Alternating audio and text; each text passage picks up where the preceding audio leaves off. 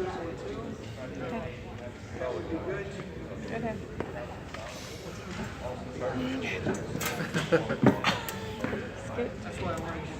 All right, I'll sit here. Type on my phone.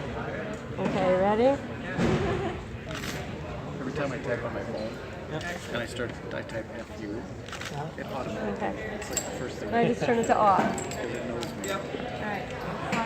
Down and well, guard. I won't be knocking your stuff over. Like, I'll be very careful. How do I? Okay.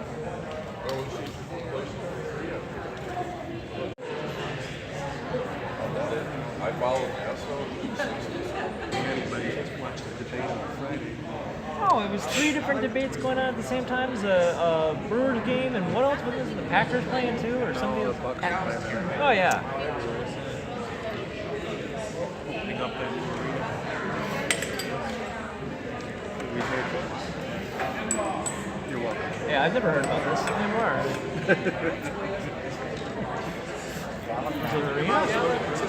They just set him on there. okay. The girl did it. It's a listening device from NSA. Yeah.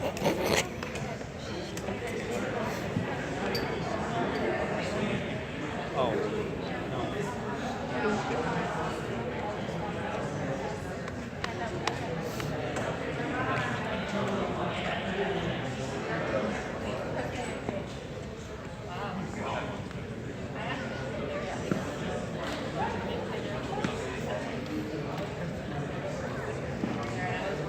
Click on it.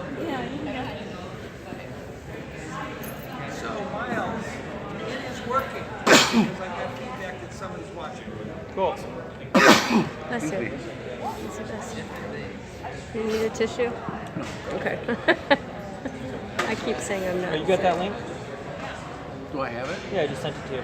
Well, I'm not doing anything with it. Can you text it to somebody? Can I text it to somebody? Yeah. Ooh. I'll text it to him, and he can text it to somebody else. I got a link. Well, if you go to. I didn't know I'd have to come Yeah. to work.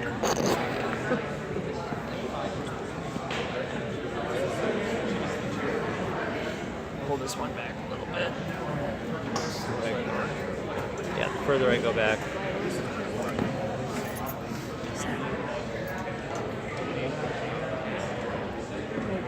Squeak up.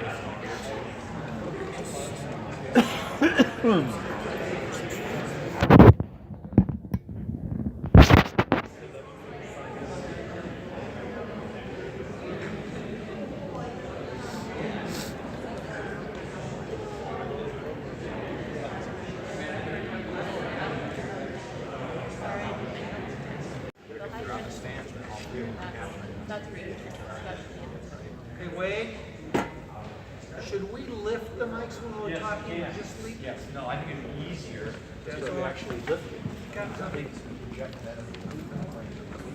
Please put it in my feed. Happy. Test, test. Test, test. It's all working. And how's the sound back there? Is it okay? This is a drill. This is a drill. Test, test. Ryan, drill stations. This is a drill. Attention all planets of the Solar Federation. Test, test, test. Raise your hand if you get that joke. Is this better? Does this work? Guys, it's great to move on. Don't be too far away.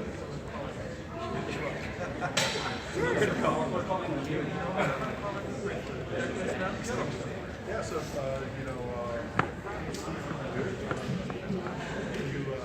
You ask a bad question, Dr. White will throw an egg at you. So be ready to duck. They're right here, the eggs are right here. And I've seen it throw, it throws very well. You can play second base for the Brewers next year. test 1, 2.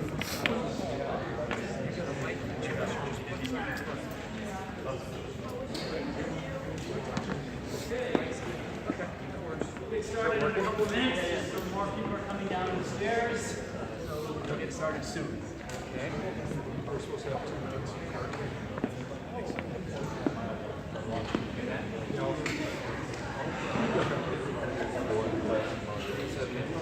So I'm gonna go. I got the C-SPAN link to the debate on Friday. I've got the video. I'm gonna go through that tomorrow night and pick out some pieces Oh, it's really for that video we talked about. Scott. I guess I had this guy.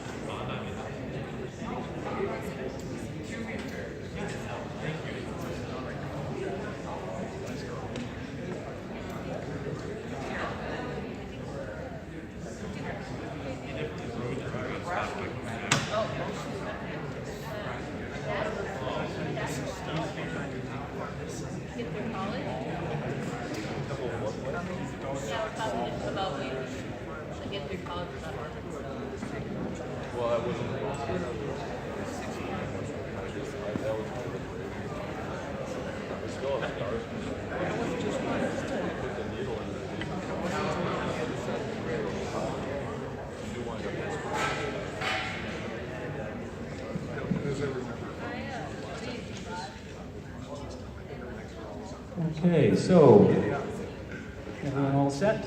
Candidates? Okay, shall we begin? Sure. All right, so first of all, if anyone would like to use the restrooms, they're just out the door to the left, and there's also water fountains out there as well.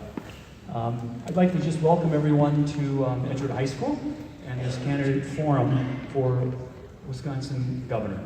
My name is Wade Delagrana, and I'm a social studies teacher here at Edgewood High School. And it's important to note that today's forum is being sponsored by the American Political Systems classes at Edgewood. And it is a semester-long elective course that focuses on the midterm elections. This forum was organized by and will be conducted and run by the students taking this course. All 6 candidates that are on the Wisconsin ballot have been invited to attend today's forum. And for the record, the Evers campaign sent their regrets as the candidate had a previous commitment this afternoon, and they did offer to send a surrogate in the candidate's place.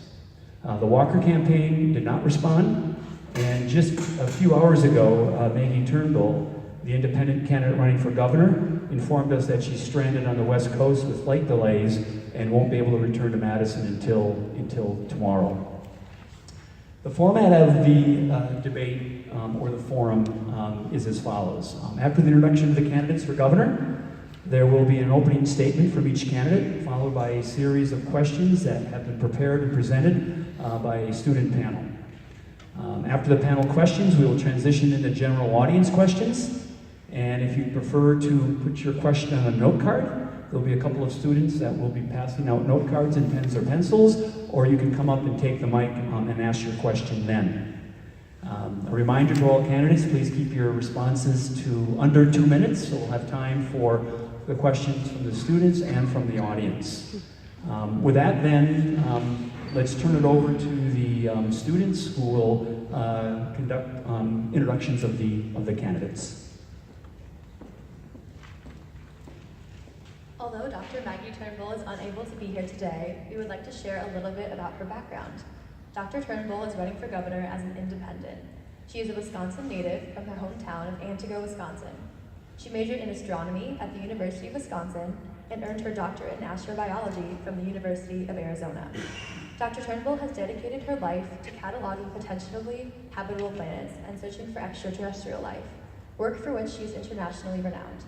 She has served 4 years on the Antigo City Council, where she began the Antigo Farmers Market, and is now looking to expand her political influence as governor. Hi everyone, I'd like to introduce Phil Anderson. Phil Anderson is the Libertarian candidate for governor of Wisconsin. Phil Anderson, he's a graduate of UW-Madison and is the current chair of the Libertarian Party of Wisconsin. He is also a veteran in the U.S. Army and served as a combat medic in a Patriot Missile Battalion in West Germany.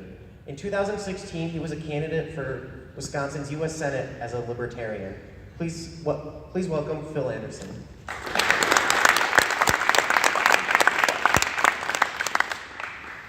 Hi, I'm introducing Michael White. Michael White is the Green Party candidate.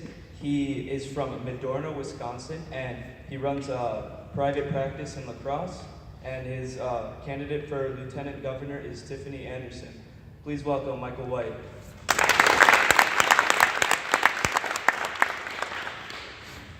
Hi, I'll be introducing Arnie Enns. He is from Appleton, Wisconsin, where he is a software engineer and owns a technology consulting business. He has a degree in political science and computer science from UW-Oshkosh and a master's degree from the University of St. Thomas in software engineering. Enns founded the Wisconsin Party and is running as the candidate from the Wisconsin Party. Now, the Green Party candidate had something else to add. I'm going to ask Wade to come up. I warned you I was going to have you come up. This is brief. This wasn't on the script. This is not on the script. They weren't planning on this. So I live out in the country. I grew up in Detroit, but I live out in the country. I raise chickens and bees. So I have farm fresh, free ranging, organic, whatever buzzwords you want, eggs for you guys. Dad, would you give these to Miles? So these are just my gifts for people that made this. I'm sorry I didn't know how many students would be here. I don't have that many chickens. But as a gesture of appreciation and camaraderie for my partners, I just wanted to bring along a little treat from Western Wisconsin. We can move on. Thank you. Thank you.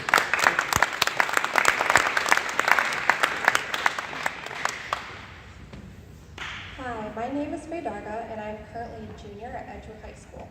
Again, on behalf of the Edgewood High School American Political Systems class, I would like to welcome you and thank you for being here today. So our first question to start us off will be phrased as an opening statement. Most people in the audience, or for that matter in Wisconsin, don't know a lot about the three of you or your platform and party. So my question to each of you is, why did you decide to run for governor as a third-party candidate against such surmountable odds? And if you could each limit your response times to 2 to 3 minutes, that would be very much appreciated. I'm not exactly sure who's supposed to go first, so Go right to left. So I will. First of all, thanks to Dr. White for the eggs. I love grass-fed eggs. I used to have chickens myself in Fitchburg, and I would appreciate it if Madison would reduce their restrictions on people being able to raise chickens in the city of Madison. I'm running for governor of Wisconsin as a libertarian. I got involved in politics because I realized a number of years ago that the two-party system is not only broken, but it doesn't really represent individual people anymore. There's a fundamental problem with an individual's relationship to government. In the Declaration of Independence, it states that rights belong to people and people delegate those rights in order to be governed, and I think that a lot of us still believe that. But both in Madison and Washington, that is no longer the case. We are no longer represented. Those representatives are bought and paid for. It's all a money laundering scheme, more or less, for Republicans and Democrats. And if you are paying close attention to what's going on in both places, they're not even writing the bills. They're not even half the time looking at the bills that they're passing on behalf of their corporate sponsors. So that's a fundamental problem for me, and I think for most people in the United States, and if they become aware of it. The Libertarian Party is a natural home for that sentiment because we've stood for individual rights since the beginning. You originally knew libertarians as classical liberals of the 18th century, Thomas Jefferson going back to Thomas Locke even in the late 17th century. We stand for the ideas that are represented in the Declaration of Independence, and that people are created equal and they have inalienable rights. Now that philosophy permeates every stand that we have in our campaign and in our party. In particular, our campaign stands for local control. That's one of the things that I'll do as governor. I will fight for every department of the state government. We'll have a close look at it. If it can be moved to a lower level of government, it will be. If it can be disposed with altogether because it's just a political way to pass money on to donors, it will be disposed of. We want to bring government back to the local level, back to people, because that's where it's most appropriate, that's where it's most transparent, accountable, and efficient, and inexpensive. That's a big thing. Another thing that we will do, if elected, is dispose with the Wisconsin Economic Development Corporation, which is the instrument of crony capitalism on behalf of the Walker administration, much like the Department of Commerce was for the Doyle administration. Republicans and Democrats always find a way to reward people who funnel money into their campaigns and into their parties. We will end that. And last of all, we want to get rid of the state income tax because that is the fuel for that crony capitalism. 7 states currently don't have state income taxes, and they still have roads and schools, but what they have is more accountability in terms of where taxation goes and how it's spent. And I think as residents of Wisconsin, we deserve all of those things, and that's why I'm running for governor. I'm Michael White. I'm the Green Party candidate for governor. If you haven't noticed, I came with props. So the first prop I have is Them. This is a book that just came out by a sitting senator from Nebraska. He's a Republican. That's okay, I forgive him. The title is Them, Why We Hate Each Other and How to Heal. I'm running for 2 main reasons. One reason is climate change is real, it is accelerating, it is a disaster unfolding in front of our eyes. We have 10 to 15 years to turn this around. By 2040, 60 to 70% of the coral reefs on this planet will be dead. If we don't change something, within 20 years after that, all of them will be. Ocean life is dying. Insect life is dying around the planet, and we're not doing anything about it. The second reason I'm running is that I've become convinced that the 2 major parties are so busy beating each other about the head that they're not focusing on the issue. We need to get corporate money out of politics. We need to get the power in politics back to the people and back to the next generation. I want to thank the school, the class, and the students for organizing this, because this is your future we're talking about, and it's really exciting to see you getting engaged in your future. There's a whole raft of additional issues that I would like to talk about given time, but that's it. Number 1, bring civility back to politics, find a way to work on the issues. Number 2, work on climate change and the accelerating natural disaster that's in front of us. Thank you.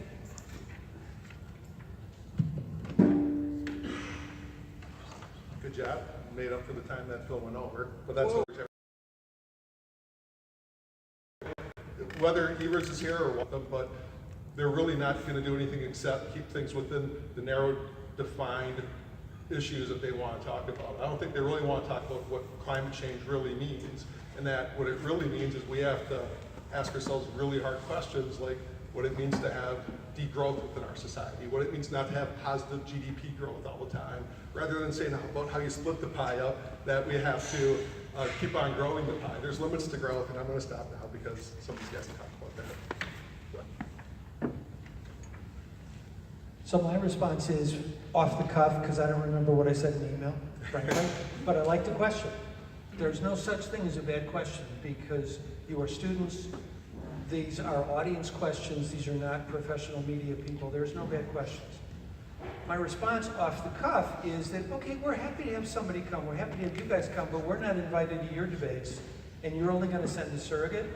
What kind of message does that send to the students that you're not important enough that they want to send a real person? So I'd be happy to have his views and Governor Walker's represented here, because we are all part of the same team. Ultimately, I'm retired military. I did 5 years in the Navy, 15 in the Air Force. I serve on a local public land use commission. I believe in duty and civic duty, and I believe in participating, and that's one of the reasons I'm doing what I'm doing. And they're telling us you're not important enough for them to actually come. You don't have a checkbook, and you don't get enough media attention. We're here because we want to engage in a civil debate. I agree with Dr. White. I do remember how I responded to that email, and that was a surrogate's not good enough. And part of it was for the same sentiments that Dr. White mentioned. You all deserve better than to have a surrogate sent. And I've been places where Mandela Barnes has been there speaking for Tony Evers, and when it gets to the hard questions, he just defers. There's not really a substantive answer to questions that are really challenging. And furthermore, it was a strategic move. We hope that by saying no to a surrogate, which was over a week ago, I believe, or about a week ago, that we would put pressure on them to act, for Dr. Evers to actually come. And he didn't. He chose not to for probably the reasons that Dr. White mentioned, and that is that this is not a place where he's going to get enough attention, and because both, on behalf of Walker and Evers, there's no tangible benefit for their campaigns to be here. And all there is an opportunity for them to look bad in the face of hard questions from students and citizens and people who have real ideas and real solutions to problems. We won't play the game of hate and calling names like you probably saw if you watched the debate on Friday night. We won't play those games, and therefore there's nothing for them to gain for being here.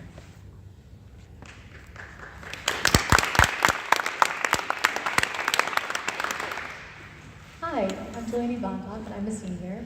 My question is on funding for K-12 education. Republican candidate Scott Walker and Democratic candidate Tony Evers have both presented themselves as champions for the cause of K-12 education. Governor Walker has called himself the education governor, and Mr. Evers has served as the state superintendent of public instruction for the past 9 years. Mr. Evers released his plan to restore state funding to 2/3 of the total cost of public schools, and Governor Walker recently announced that he would match that commitment. Do you support raising public school funding to this level? And if not, what is your proposed budget for education, and how would you fix the current issues with our school system?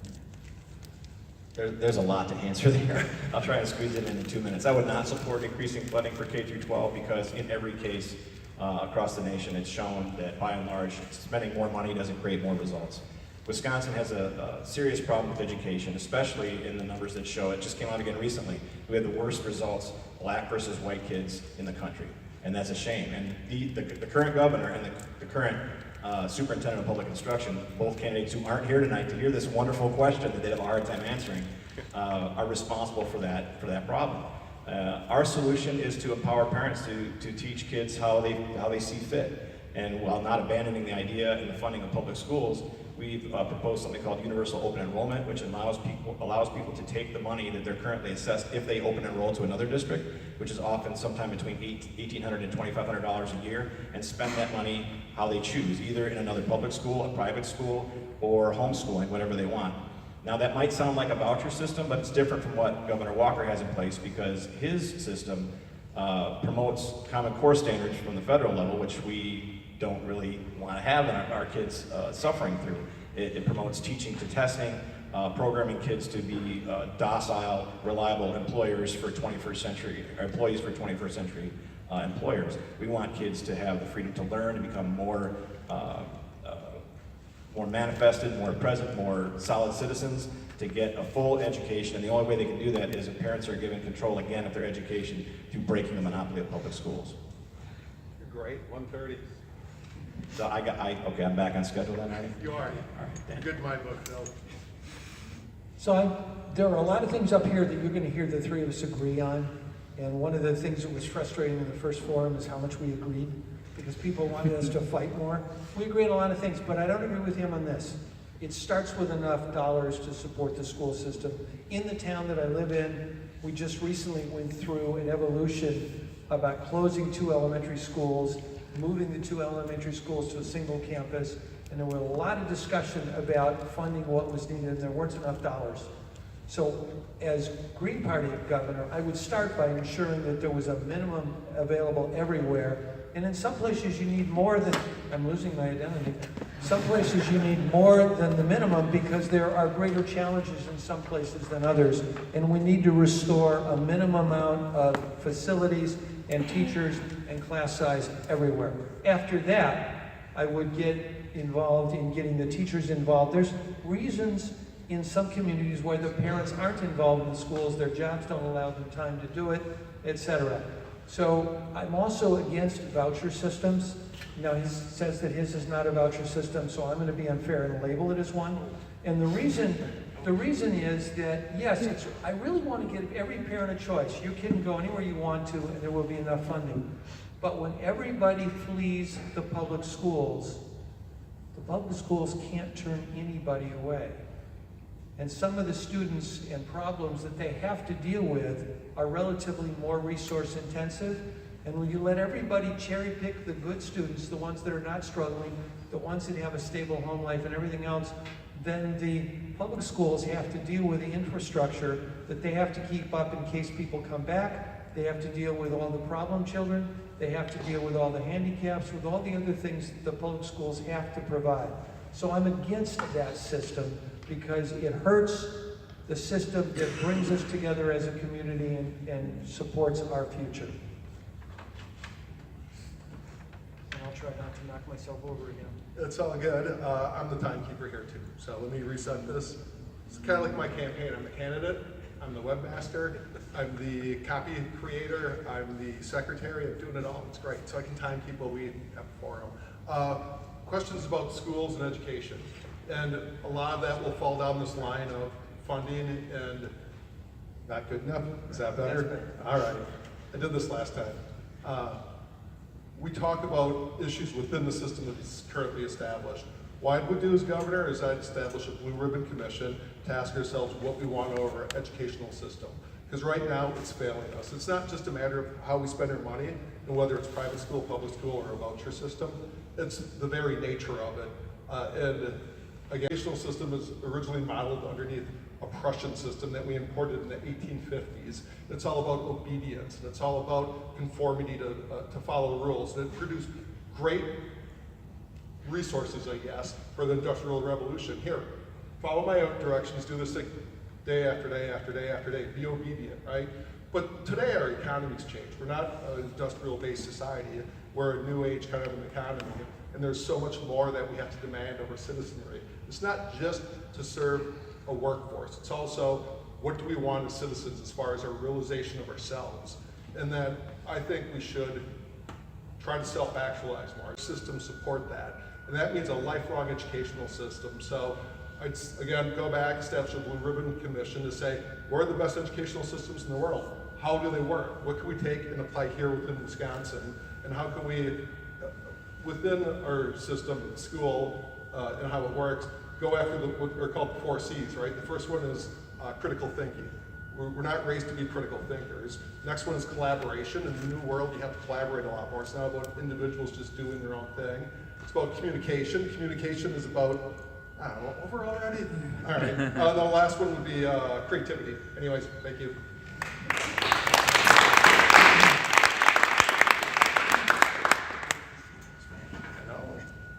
Hi, my name is Jesse Giroux, and I am a senior at Edgewood, and my question is in regards to Foxconn.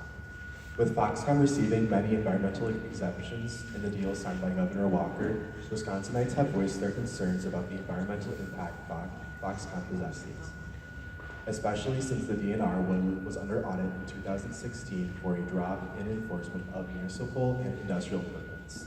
A major manufacturing facility like Foxconn shows many environmental challenges on the way they will handle chemicals to the impact of the surrounding watershed and the water levels of Lake Michigan.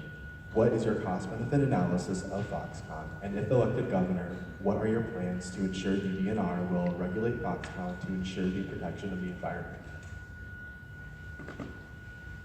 All right, 2 minutes. So you're more concerned about the environmental aspect of it, or the total package and the subsidies and the like? More like the environmental. The environmental aspect? I don't think we should do Foxconn. I think what's going to happen with that, and I'd love to find a way to kill it and not move ahead with these large investments of concentrated industrial manufacturing. This has never proven to be good for us in the long run. It's a large multinational corporation that wants to use our resources, and then they want to privatize the benefits from it, but they'll end up publicizing or externalizing the cost from it.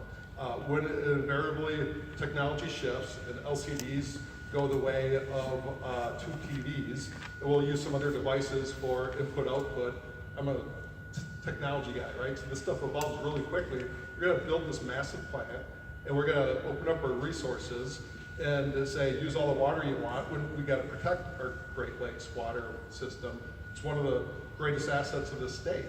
And we are going to have a lot of other people coming and knocking on the door with it. And we got to be very judicious in how we allocate the resources of our natural resources. So I'm all about that environmental stuff with it. Real quick though, the other thing that I think is insane is that it's $4.5 billion that we're going to give for a subsidy to Foxconn, right? In total, by the time you count all the credits and everything. So you do the math on that, 4.5 billion divided by 72 counties, $62 million per county. So, stay with me a little bit here, say I have 30 seconds.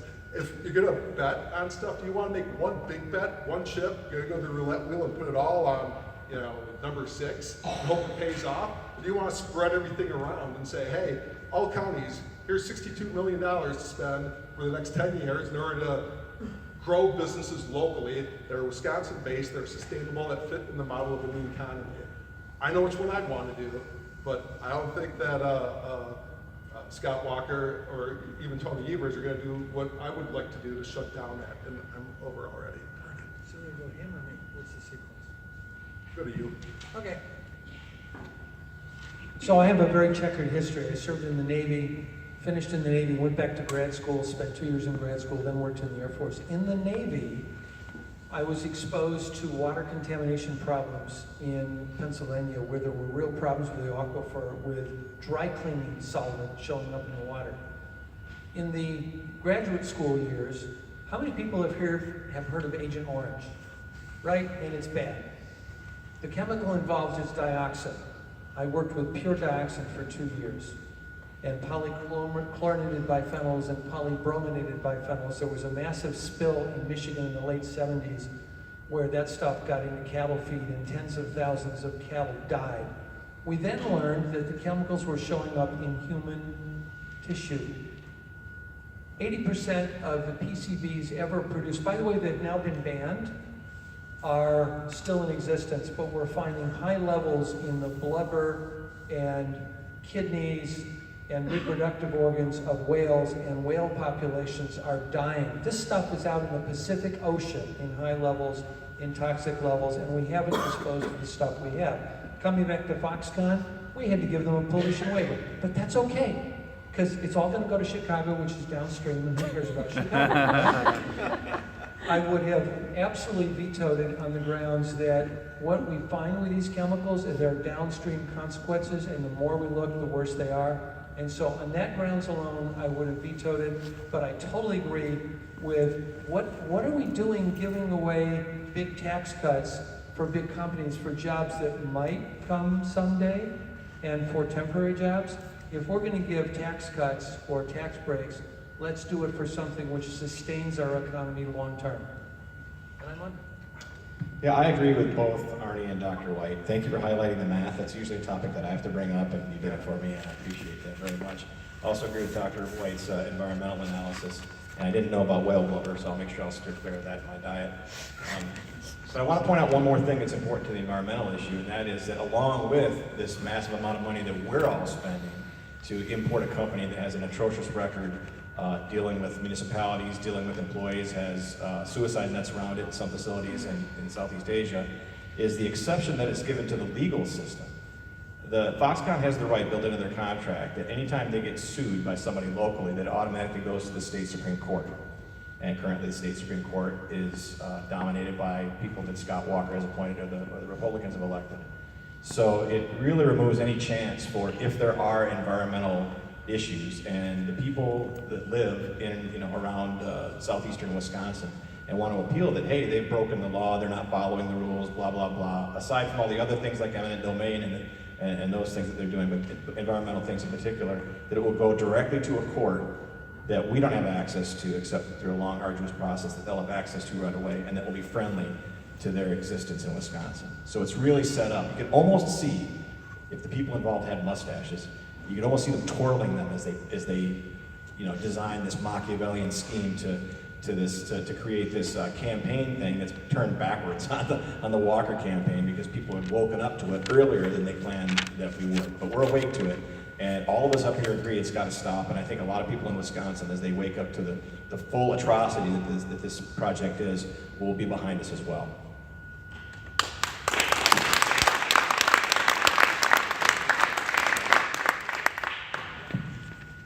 Hello, my name is Phoebe McIntosh, and I'm a junior at Edgewood, and my question is about the legalization of marijuana. Currently, recreational marijuana and marijuana for medical use is legal in several states and in recent years in Canada, although it is not currently legal in Wisconsin for either use.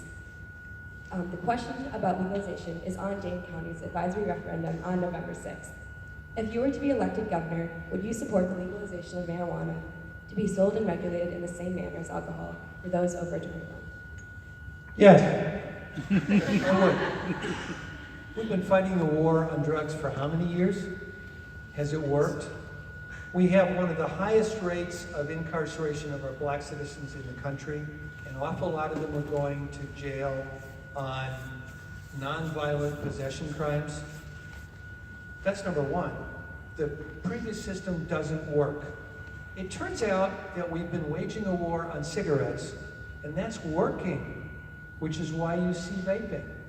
Because they can't sell cigarettes as effectively anymore. They're trying to get people hooked on nicotine by another measure. So legalization, regulation, and taxation will put money into our coffers for education and all the other things. It would get our police no longer involved in chasing simple drug-related things. And I'm not talking about hard drugs. For the record, a family member of mine, who shall go unnamed, is a heroin addict. When I was in medical school, I was mugged and pistol whipped on the streets of Detroit.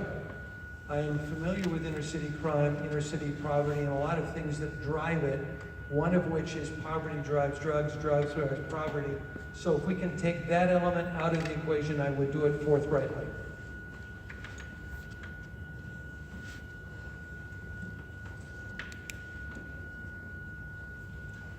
Yeah, I'd legalize it, and I wouldn't tax it, and I would do very little to try to regulate marijuana. To me, it's a plant that grows, it's a weed, therefore it's called weed. It's like, it has a lot of great properties. I myself have smoked, I still smoke on occasion. And I know I might be the only candidate that will admit to that, but I don't think there's a problem with marijuana.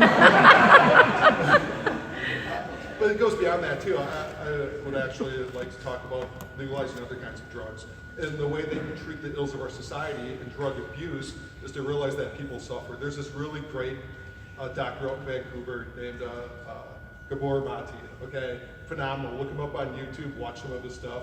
The reason that people use drugs or alcohol or have addictions is because they suffer. And we live in a society where we all suffer in ways that are unnatural to us. We have to address root causes of things. Again, I'm a systems guy, I'm a software guy. What's the underlying root cause of issues? People take drugs because they're in pain, because they suffer, because they want to get the neurotransmitters released in their brain that they can't get through their life as they lead it today.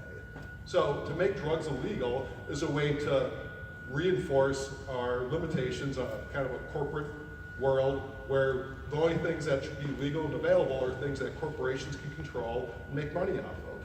Right? So marijuana got made criminal back in the 30s, I believe, and that was because alcohol was back in vogue. Prohibition was up, they can make money off of that. Also, the oil industry wanted to make synthetic ropes and to make synthetic products. So hemp, well, that's got to go. You know, it's a natural thing that grows 10 times faster than bamboo.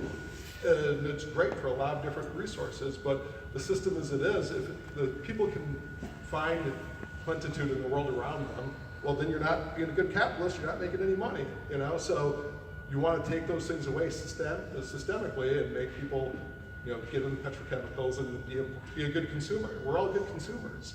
That's part of the thing. I'm over 2 minutes. I'll stop. Well, I agree with these gentlemen except for Dr. White's desire to tax it. I think we'll save plenty of money if we legalize marijuana in incarceration, which you mentioned, and we can use those funds in more effective ways to the state government. Marijuana is a huge issue, not only because people should be free to live their life as they choose, as long as they're not harming somebody else, and certainly smoking marijuana falls into that category, for economic reasons, and that we have a tremendous potential in Wisconsin for hemp, medicinal marijuana, marijuana products, CBD, etc., which would be a boon to our economy, and not only because veterans are begging for access to medicinal marijuana and recreational marijuana, and these are people that we've sent to battle under somewhat specious conditions in places maybe that we shouldn't be in Iraq and Afghanistan, and they come back injured and mentally ill, and then we send them to a Veterans Administration hospital system that historically overprescribes opioids, and then when it's time for them to get off it, they have to go on the black market and find illegal fentanyl and things like that. That's the situation we've created for veterans, and we can solve it by by legalizing recreational marijuana and medicinal. And not last of all, because of criminal justice, and that was mentioned as well. That's an entry into a massive criminal justice reform that would include getting rid of mandatory minimum sentencing, reinstating jury nullification. I, as governor, if I'm elected, day one, I start signing pardons of people that are in jail for nonviolent drug crimes until I'm done. Day one until I'm done, until they're all out. We expunge those crimes from the record so they can have access to jobs and better education. And finally, people that are in jail should have the right to vote unless they've created voter fraud. But really the end result of why this is a problem in the first place is because of follow the money. 61% in the last Marquette poll favored legal marijuana. Most Republicans favor legal marijuana. Why is it having such a hard time getting through our state assembly when bills sponsored by Democrats don't even get out of committee? Because there's a lot of money behind keeping it illegal. A lot of money. Big pharma, big energy, big paper in Wisconsin. They don't want it legal, and that's why you see idiotic comments from our current governor and the Republican candidate for United States Senator, like marijuana is more addictive than meth. And he calls CBD oil marijuana juice. That is all signaling to corporate masters, not based in reality, and it's time that we talk about marijuana in realistic ways.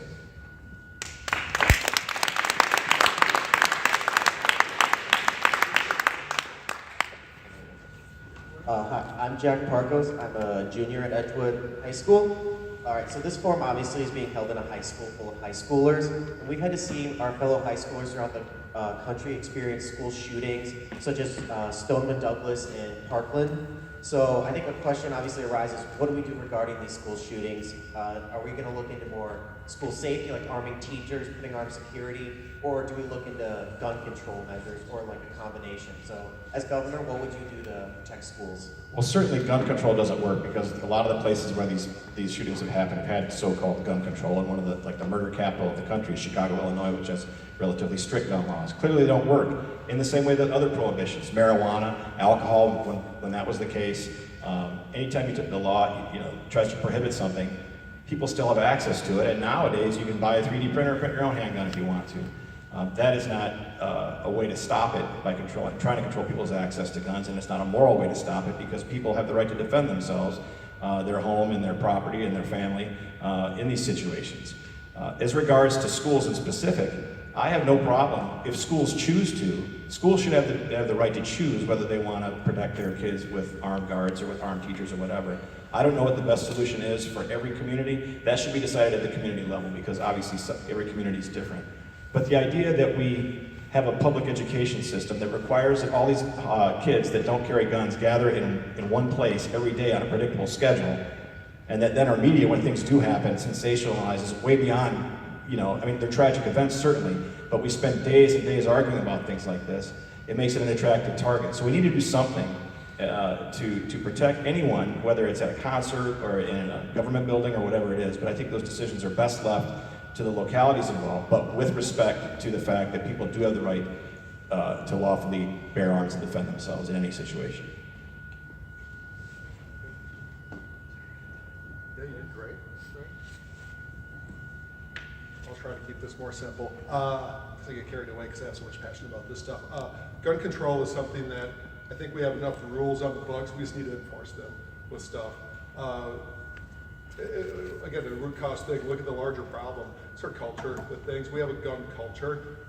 We don't necessarily have a problem with having hunting guns or pistols and the like. I have a hunting family, everybody hunts. I don't, but it's great. You're not gonna take those things away from people. And I don't think anybody's suggesting that. But we should enforce the laws that we have in our books right now about background checks and the like. We should eliminate loopholes around people being able to acquire things at gun shows. And we should almost, I feel, treat guns like we treat cars. If we go to the trouble of having to register to have a car, we should register to have a gun. If you have to pass driving tests to drive a car, you should have to pass the test to own a gun. It's pretty straightforward. But I think, again, the larger issue that we have is that we sensationalize stuff like school shootings. It's a horrible thing that should happen, but on average in the United States, about 100 people a day die from gun deaths. 60 of those are from suicide. The rest of them, the vast majority, are crimes where somebody knows the person that they're killing with a gun. So we make a big deal, and I'm not trivializing it, but very few people die from random attacks from strangers with guns or in mass shootings. Yes, it does happen. Yes, it's pathetic that it happens. It should happen. And to address that is more of a societal thing. We have to get away from this gun culture that we have where it's not about hunting anymore. So much of gun culture now is about paramilitary stuff. If you go into a bookstore or you look at a magazine rack, it's not Field and Stream. It's all these things. It's like AR-15, it's arm yourself. It's all these different things. And to me, that's weird that we have these weapons of mass destruction that we glorify as a lifestyle. And that's more than just gun control. And I'm at 2 minutes, so thank you. There should be no more children dying from automatic weapons, period. Now, I own guns, including an AR-15, and I was trained in the military on how to use them, but they are entirely too available. Our current system doesn't work. You can find instructions on the internet on how to build your own with no serial numbers that's not traceable. I'm not sure I know exactly what the solution is, and we're not going to get rid of the Second Amendment anytime soon. But I also don't believe that the Second Amendment writers had automatic weapons in mind when they wrote it. So I would, as governor, I would make the governor's office a bully pulpit. Let me make one thing clear. The governor does not write laws. She or he can use the office as a forum to put issues on the plate and hold the police, the communities, and the legislators accountable for solving a problem. And our leadership has failed to do that. So I don't know that I know precisely the answer, but I would start by making it impossible to buy guns without a background check. I would start by making it impossible to order guns to be shipped to you over through the mail, through various ways, without a background check. I would enforce the laws that we have, and then I would get people smarter than me on that subject and ask how to address it.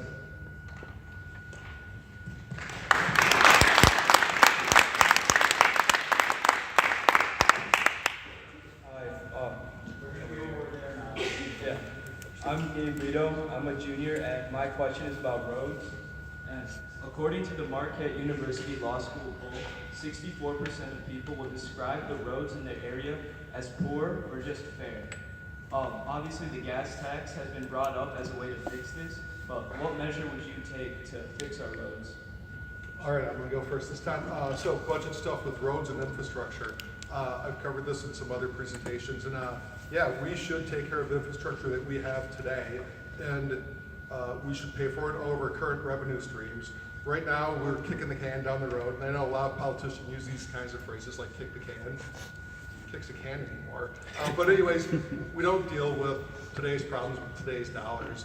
We play budget tricks within our current government system, and we should pay for what we use today out of our current budget. So I would look at doing things like raising the gas tax or other means, like Evers gets lambasted by Walker for, but you have to pay for what you use today out of your own budget. That's what most people try to do, and that's what we all should do as far as our government and our different jurisdictions. But on the other hand, I don't think we should be building massive infrastructure projects. We should repair what we have, make it really reliable, and we have to rethink what our infrastructure needs should be to think 20, 30, 40 years out. Because cars and the way they work and our dependency on petrochemicals and our highway system are fundamentally unsustainable unless we get nuclear fission going or some such thing. And we'll come to realize that in time, but if we don't start planning to build and live in tomorrow's world, then we're gonna burn through all of our inheritance, and we're gonna spend money in excess on our roads and our infrastructure. And I'd like to put money into research or other ways to think about how to have common infrastructure. There's some stuff on my website about it. I'll get you guys that a little bit later on the presentation and closing statements. Thank you. So where I live in La Crosse County, we got a questionnaire in the mail from the county board because there's an advisory referendum where I live also, and they gave us three choices. One, a tourist tax. Tax products and services that tourists will pay as they come in, because that's what's damaging our roads, right? It's too many tourists. Okay. Number two, raise the gas tax. Number three, borrow money. None of those three sound like perfect solutions by themselves. First, I would work on making sure that we take care of our infrastructure, starting with our roads and our bridges at a rate that is better than the rate in which they're deteriorating. We need to budget for it. I would like to keep within our current budget if we can. If we can't, then we either have to raise taxes or borrow money or cut somewhere else. And the devil's going to be in the details. Because I am not a Democrat and not a Republican, I am not tied, and none of the three of us are. There's a lot of things we agree on, and one of them is that each of us would work with the existing parties that are there. I know a lot of nice guys that love Donald Trump. I know a lot of nice guys that regret voting for him. I know a lot of people that voted for anybody but Hillary. I know a lot of people that are avid Democrats. My own daughter yelled at me, well, yelled is too strong a word, but she was very angry over me the last election because she felt that we cost Hillary the election. That's another conversation. We didn't. But we need to have a civil conversation. Every one of those people that disagrees with us violently is an American citizen, and there's a reason that we are having these disagreements, and that's part of what we need to fix. So I would work with all of the parties involved at the county level, the state level, and the legislative level to find a solution, and I would keep hammering until we got there. I'm done.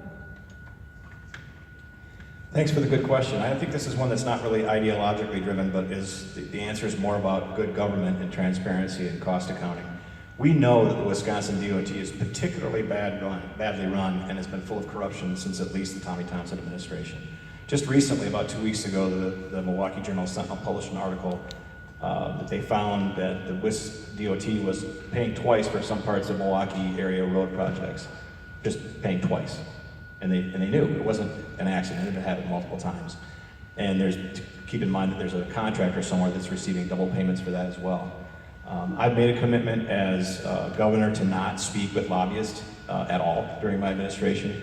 I think that lobbies for the Wisconsin Construction Group and the road builders are a big part of the problem, in that that's the way that a lot of corruption gets rewarded, how favors are handed back to people for contracts is through double payments and things like that. And that's certainly a way that we can cut back on a lot of the actual cost of building roads. It's hidden in this monstrous DOT budget that doesn't really reflect what it takes to build and to maintain roads.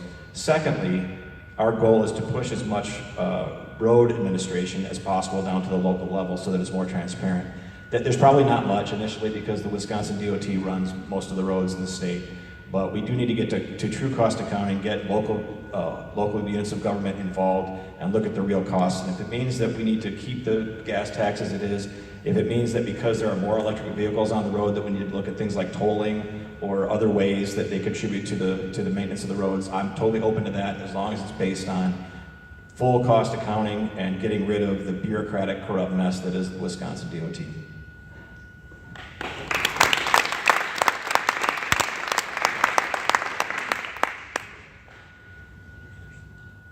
My name is Anna Reed, and I am a junior at Edgewood High School. My question is on lowering the voting age. In the wake of the Parkland, Florida school shootings, young students had shown themselves to be politically engaged and eloquent. They care about the issues and are affected by the laws, yet critics argue that they are easily influenced by their parents and the media and are not mature enough to vote. What is your stance on lowering the voting age to 16?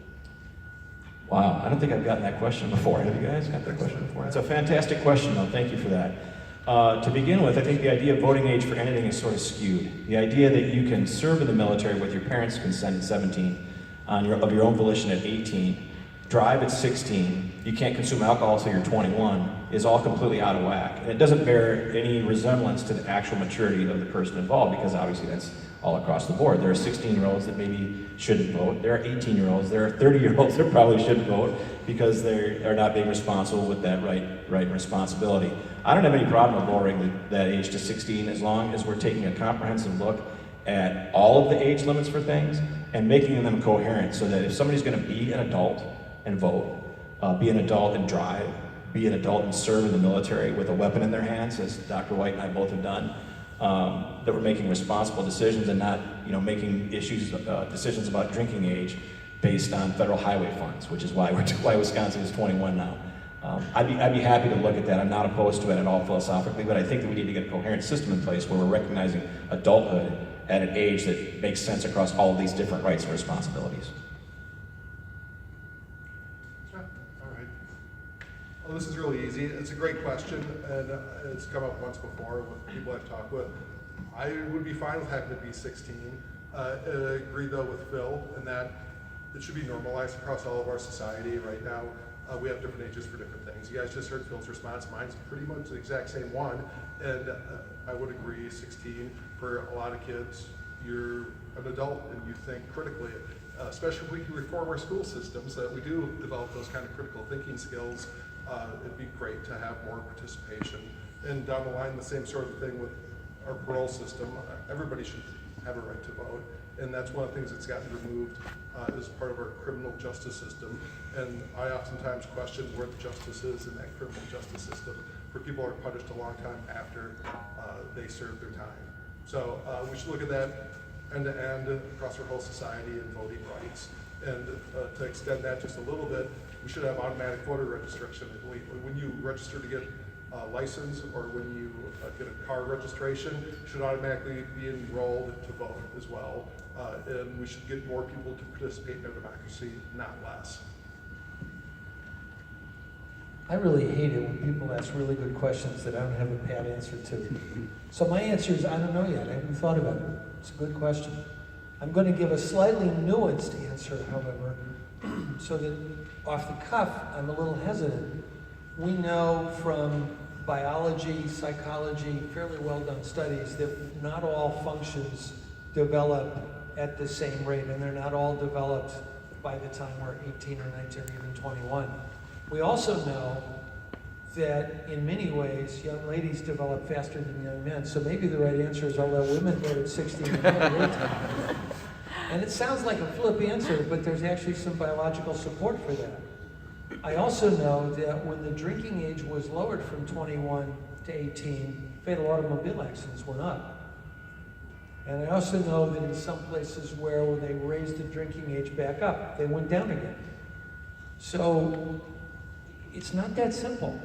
But I agree with both of my colleagues, friends, candidates, whatever we are. We're eggs. We didn't add salt together. That's an Islamic thing, but that's okay. But I agree with them that we have inconsistent standards in our society. And I've been overseas where we handed people a gun under conditions that I was not totally comfortable with, and that we ask too much of our young men and our young women, and we need to be more careful with that. I also agree with restoring the right to vote. I would remove as many impediments as I can to voting. I think it's inappropriate. Okay, if somebody gets locked up for felony fraud, in many states they lose their right to vote permanently. That's wrong. And I would restore as much right to vote as I can, just like him. And I would also make voting easy, make registration easy. We need more voters. Anybody in this room that's over 18, y'all better vote, here?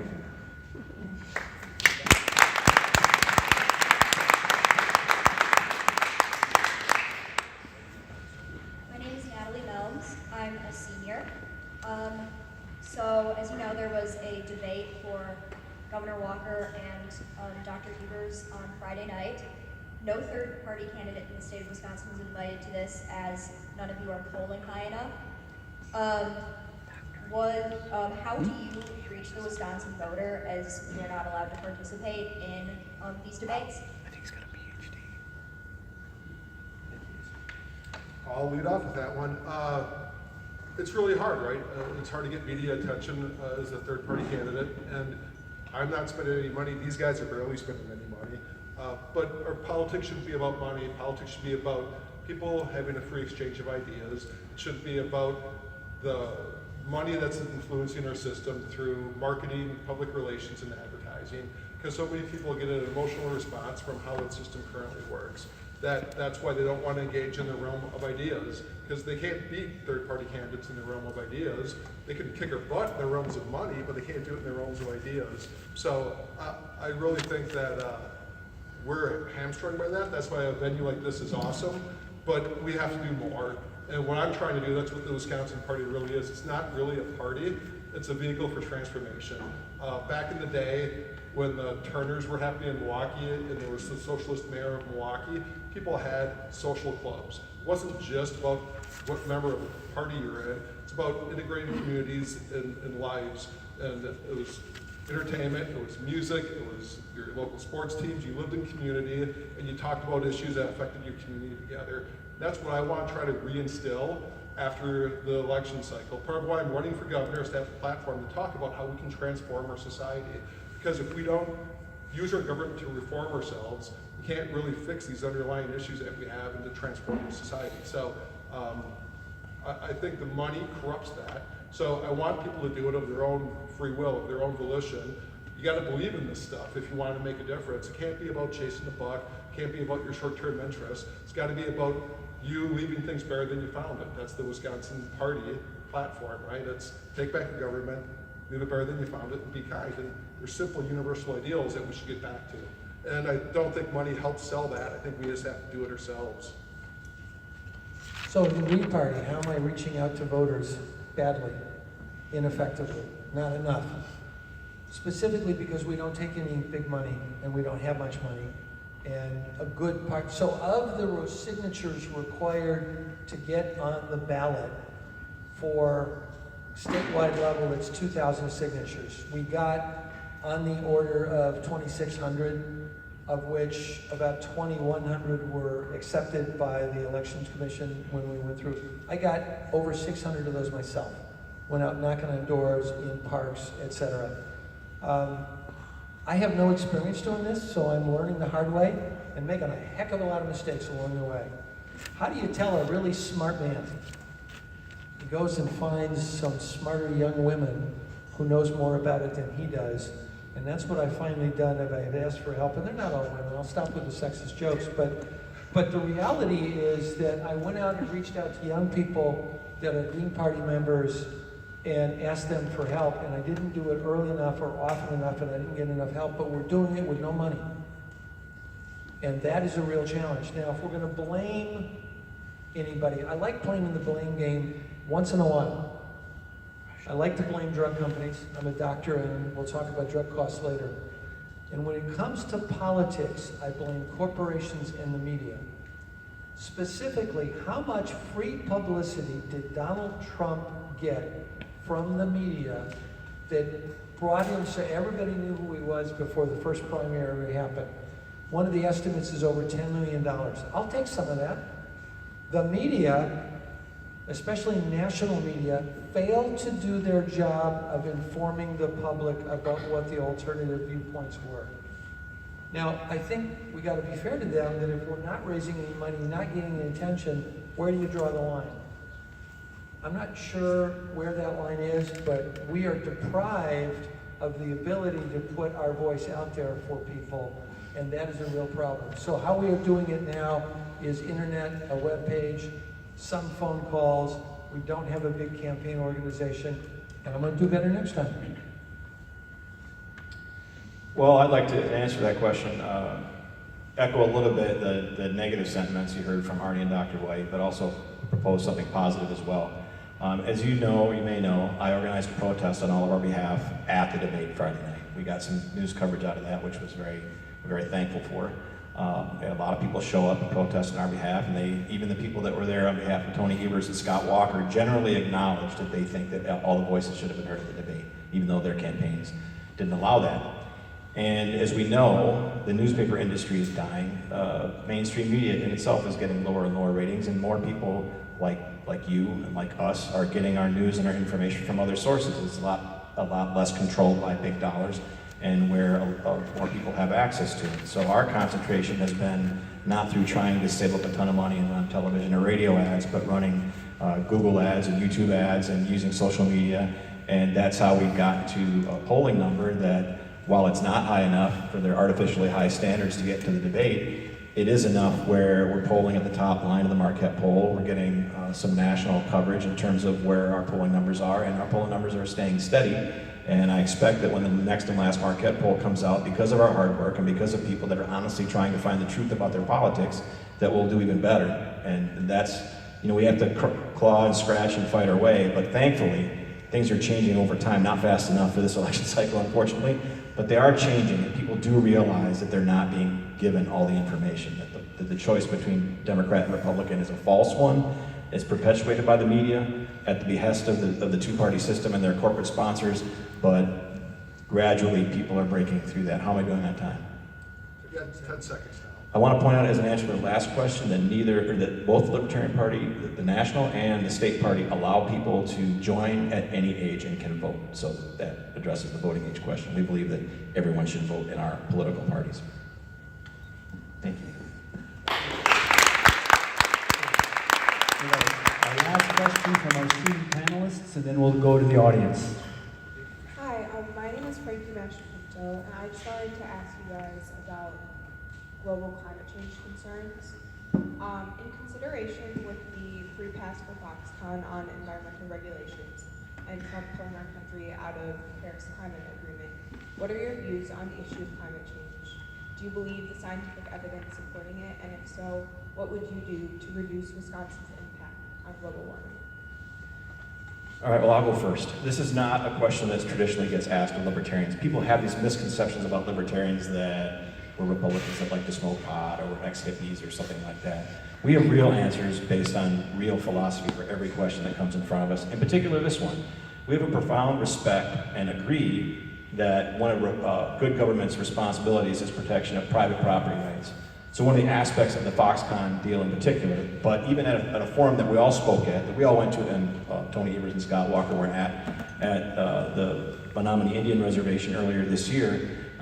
In the state of Michigan, there's a mine that's been given a permit to exist that will pollute the Menominee River and thereby pollute some people's property in northeastern Wisconsin.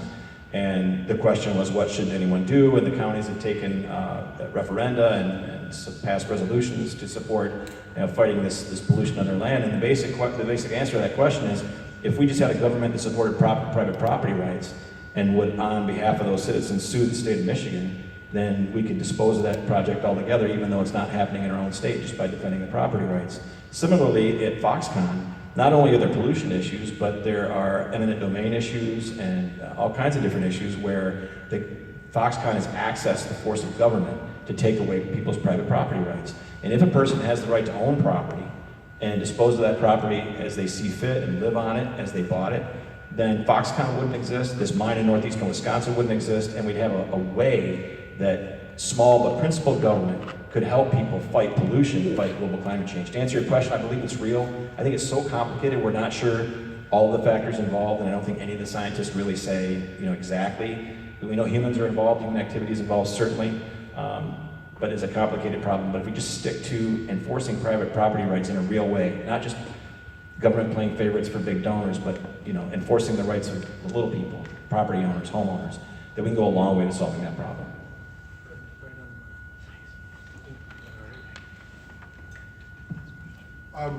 This is, again, a question that comes up all the time, and it's stuff that's part of the whole reason I'm doing what I'm doing is that it's not just climate change, right? There's the Resilience Center in Stockholm, Sweden, has 9 different markers for global sustainability. The Earth is a system, it has a carrying capacity. It's the number of people you can support, it's the biodiversity richness it can support, and we're exceeding it. So the Research Center in Stockholm has 9 markers, we've passed 4 of them. Climate change in the form of gas emissions and warming of our atmosphere is but one. The other ones are landform transformation, phosphorus and nitrogen runoff into our system, and lack of species diversity. And you can deny climate change all you want. There's still 3 other ones, and there's more happening all the time. As I mentioned in my opening, the IPCC from the UN said that their original projections are wrong. Things are happening faster. So how do you address that, right? I mean, that's the question over time, I think, that we don't spend enough on in our society. It requires all of our help, all of our sacrifices. So as governor, again, you can't change our economy as governor. You can't pass laws yourself. But again, it's a pulpit from which you can talk about stuff. We have to talk about making radical changes to ourselves. I don't think radical is a bad word. The root of it from Latin means root. So you have to go to the root of our problems. The root of our problems are consumption and our materialism and a constant growth economic model that is not sustainable. Constant growth eventually runs up against the limits of growth, at which time the system falls apart. Our system will fall apart if we don't change how we behave, all of us as a society. And as a governor, I want to use that as that platform to talk about these things. There's a lot of ideas like degrowth, where we intentionally tax things differently, where we encourage reusability of things. There's a whole bunch of other items, and I'll talk more about this in my closing because I'm running out of time, but to me it's the most important issue of our age, and we have to make it the focus of everything that we do as a society. Thank you for asking a really wonderful question, and I promise I won't take more than 20 minutes. So, climate change and environmental destruction is the #1 part of my platform because it is so overwhelming and it's really scary. And the answers are not going to be simple. They are complex. The scientists are in only 98% agreement. There's 2% that don't agree. There is no doubt in my mind and in the mind of most scientists working on it that humans are the cause. And then after that, it gets complicated. So the first answer is it gets complicated. But the question is, what can the governor do? What can the governor do about a problem that is worldwide? Well, the answer is we've got to stop waiting for our leaders in Washington. So I have a message for Donald Trump, for our Congress, our Senate, for Mr. Walker and Tony Evers. Your end of the boat is sinking. And I don't want you to take the rest of us down with you. So we change the conversation. As governor, I would work with the other states that are already promising to live up with the Paris Climate Accords. I would put science back. What is it Mr. Walker said? Well, I'm not a scientist. Okay, how does that mean does that mean you get a pass and you get to ignore science? I would put science and the data back on the state web pages. I would make the government transparent. I would start talking about the unexpected consequences of everything we do. And I would be honest with everybody, it's going to get very difficult. Yes, it's going to cost us a lot of money. Yes, it will hurt our businesses. It will hurt our businesses more when Miami goes away, when New York City goes away, when we have 500-year storms happening every other year. The storm with my namesake, Hurricane Michael, became a Category 4 extremely quickly because the ocean temperature is a lot higher than it used to be. I'm going to stop there because I'm out of time. So, thank you so much. We're going to now transition to audience for about 10 minutes before we go to closing statements. So if anyone has a question from the audience, we'll just pass around the mic and you can make your question, comment, etc. And please do. Stand up and just state your name. Hi, I'm Elliot Stockwell, and I'm a senior here at Edgewood High School. And my question is about the prison system. So a recent article from The Economist about the prison system in Wisconsin cited statistics stating that 1/3 of those on parole in Milwaukee would go back inside at some point, and that 3,000 people in the state are put back in prison every year despite not committing any new crime, which is much higher than the national average. The roughly 35,000 strong prison population forces each Wisconsin taxpayer to pay $150. And with an aging population within those prisons, this number is expected to grow. My question is, do you feel that the Wisconsin prison system is flawed, and how would you propose fixing it? Phil's reaching already, so. I love this. I hate the fact that you have to ask this question. It's a great question.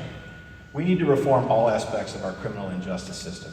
Right now, it's basically a tool of somebody, and I won't name any names, to keep people locked up, and keep them not voting, keep them out of the economy.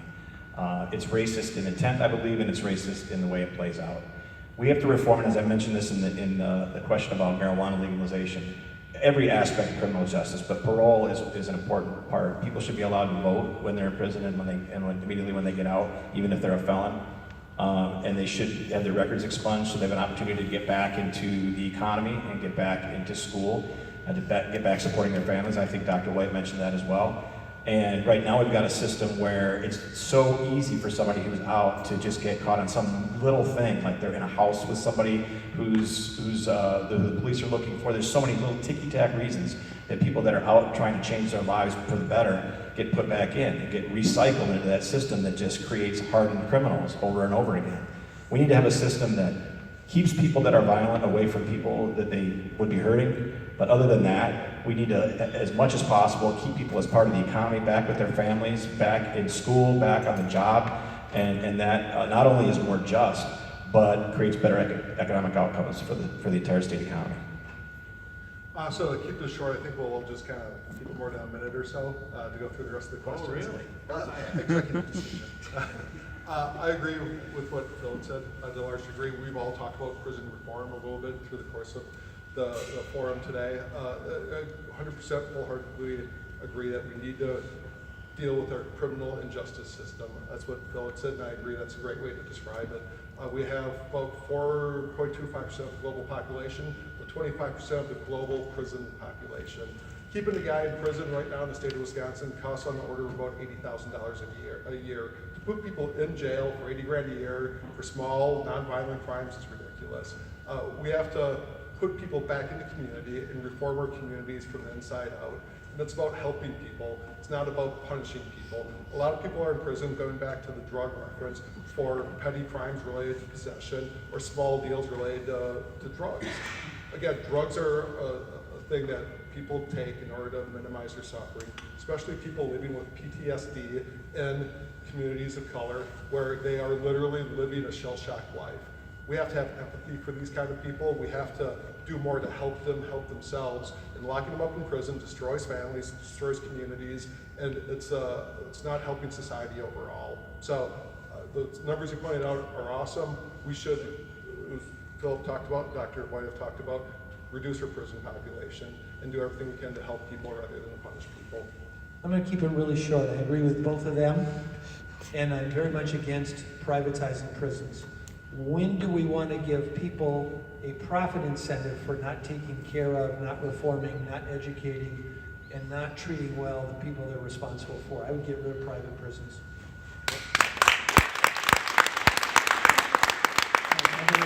Other questions before we go to closing? Anyone?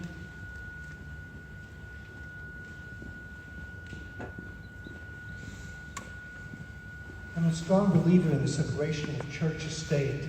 So the number one issue in Wisconsin, I would say, is abortion. For example, the Democratic candidate Kelda Roy suggested if she was governor, she would pardon doctors in Wisconsin if the Roe versus Wade decision is overturned, that she would pardon doctors who gave abortions. So where do you stand on that and overall on the abortion issue? Abortion is never an easy issue, and I think every abortion is a tragedy, but it is not the privilege of a bunch of old men in a room to decide what women will and will not do with their bodies. That's unacceptable. So I support abortion rights. I support, even more importantly, making information on contraception available to people. There are some places in the state of Wisconsin where it's hard for women to get accurate information. I wish it wasn't a hot button issue that is. I totally support separation of church and state.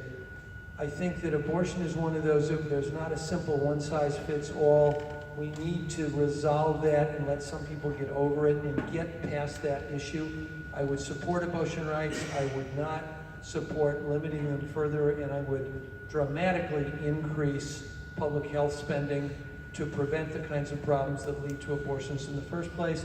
And the last thing I would do is address drug costs, and I'm going to stop. Well, I agree and disagree with Dr. White. I think abortion is a tragedy. It's a terrible thing, but not because, not only because it's a tragedy to the woman, but because a human life is lost. And while I am a religious person, my opinion about abortion is not based on religion. It's medically, physiologically, ontologically demonstrable that that's a human being in there. And while it's extremely unfortunate that an abortion might have to, that somebody's faced with that decision with an unwanted pregnancy, the fact is, if we go down the road of deciding, whether some person is a human being or not based on certain characteristics, where they are, how far they along in the pregnancy, what their condition is, how smart they are, how able they are to feel pain, etc., we open up a Pandora's box of things that can happen to people that are already outside of the womb. And for those reasons, I'm pro-life. It has nothing to do with religion. I agree with your sentiment that religion and state should be separate, but that doesn't inform my position on abortion. Hot button item, for sure. I support women's rights 100% to choose what they do with their bodies. And it's not that I'm not pro-life, it's that there's a lot of mitigating things that can happen, that the only people that should have a seat at the table when you're talking about healthcare should be the patient and the doctor. You shouldn't have the state in there saying what you can and can't do around different circumstances, because there's so many different variables, it's ridiculous. I think no woman goes in to a doctor's office wanting to have an abortion. Life's and the circumstances can be tragic oftentimes, and it makes for very difficult decisions. I fully support, like I said, women's right to choose and for determining their own health care. And along with what Dr. White said, I also agree that we should fully fund stuff like Planned Parenthood, because if you don't want to have abortions, you should allow people to be educated about sexuality and help them do family planning of their own accord. Yep. Thank you. For the sake of time, I think we're going to transition to Delaney for the closing statement, but if anyone else has any questions, I think the candidates will probably stick around after to entertain questions that are left unasked. All right, so Delaney? As a closing statement, what overall message would you like to give the Wisconsin voter in 16 days before the election? We're at a crossroads, and it's not a choice between Republicans and Democrats. It's really a choice between love and hate. You know, and right now our politics is about divisiveness, and we see the other as something to fear. But when you look into the eyes of your neighbor or somebody you've never met before, you have to find the commonality there. You have to find the love there. Our political process is based upon emotions and instilling fear, because it's such a powerful way to get people to act and behave. And we have to reject that. We have to reject the politics of fear, and we have to start accepting and working towards love and how we treat each other. I know it sounds corny a little bit, but it's really not. I mean, if we don't learn to love each other, it's game over, you know? I mean, we're gonna run out of resources, the planet's gonna come back and bite us in the butt, we're gonna end up hating each other, and we just get in a downward spiral. You have to make choices. And it's not just about me, I'm not gonna win on November 6th, I hope no delusions, but November 7th, come and check me out, okay? Because it's not about me, I'm running as governor, but we have to take back our society. We have to do it through organizing this, not just politically and societally. So, and thanks, by the way, Wade, for having us, and all you guys, great questions. Can't thank you enough for hosting this. It's invaluable. I'm going to echo his thanks, and I want to thank especially the people who showed up. I want you to notice what happened today. People asked substantive questions, and you got meaningful answers and not pat answers. Sometimes the answer, especially in my case, is I don't know. So, closing statement, what do I want people to know? Well, I'm going to tell you first about the most recent recount that we had, because there's an outcome of the recount paid for by the Jill Stein campaign that y'all don't know about. And it's why you should consider voting green. It didn't change the election. We knew that it wouldn't, but we learned some things. Number one, did you know that an entire class of voting machines has been decertified in Wisconsin because there are problems with that class of voting machines, and that class of voting machines has been illegal in California for a long time. Because of the recount paid for by the Stein campaign. By the way, she got $3.5 million for her whole presidential campaign from donations. In 2 weeks, she raised $7 million for that recount because people were concerned about the electoral process. As a result of what we learned, the Wisconsin Election Commission very quietly put a new policy in place within the last month. This November, 5% of all the precincts randomly will have a hand count, not a recount, a hand count done to validate what the machines tell them before the election is certified. That didn't happen because of the Republicans or the Democrats. That was the result of Jill Stein's courage and Green Party volunteers that were involved in raising the issues. So the reason to consider a third party is that you've been trapped in vote Left, vote right. It's one, up, down, yes, no. I think our conversations are more nuanced than that, and what people have been doing is they've been voting your fears. Don't vote your fears, vote your future. Seize your government, take your government back, get engaged, try the Green Party, try another solution, because it is time for a change. We are running out of time. I'd like to agree with both of their sentiments about love and hate and the effort that we're all putting out. I'd like you to all turn around and look at that poster back there that describes a crusader. And this might sound a little whatever, but I'd like to consider all of us who are up here and anyone who courageously spends a lot of their own time, money, effort, health, however you want to characterize it, in arduously pursuing this cause that each of us are pursuing separately as crusaders, pursuers and defenders of truth, justice, compassion, community, and partnership.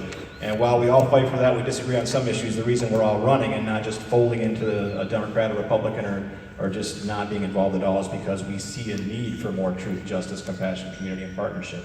But I'd like to point out too, another, in my campaign in specific, some of the press coverage we're getting is that our current polling is beating the spread between Evers and Walker, and that's something that at some point they're going to have to address. So my campaign is currently, based on the last Marquette polling, getting 5% among likely voters, 7% among registered voters, and up to 12% among independents. So if you really want to send a message to the Democrats and Republicans, they need to start taking third parties into account, letting us be at the debate stage, and therefore sending a message to the public that what we say matters, and the efforts that you put forth here today, hosting this fantastic event and coming to join us today, is all meaningful because it really does mean something to the citizens and voters in Wisconsin. That's how you send a message. Vote Libertarian. Tell them that you are, by your vote, that you're not going to give in to the politics of hate or the lesser of two evils, because as we know, cycle after cycle after cycle, if you choose between the lesser of two evils, what do you have left for the next election cycle? The two evils. It's time to change. Thanks for coming today, everyone. Thanks to Wade for putting this together. It was a fantastic event. We'll be around afterwards for questions so thank you all very much. Thank you so much. In closing, I just want to thank Edgewood High School for hosting. I want to thank my wonderful students, both on the panel and those that came this afternoon. Thank you. Members of the public, thank you for attending. Early voting has already started, and hopefully November 6th we'll all get out and express our views. And candidates, thank you again for coming here on Sunday afternoon. I appreciate it.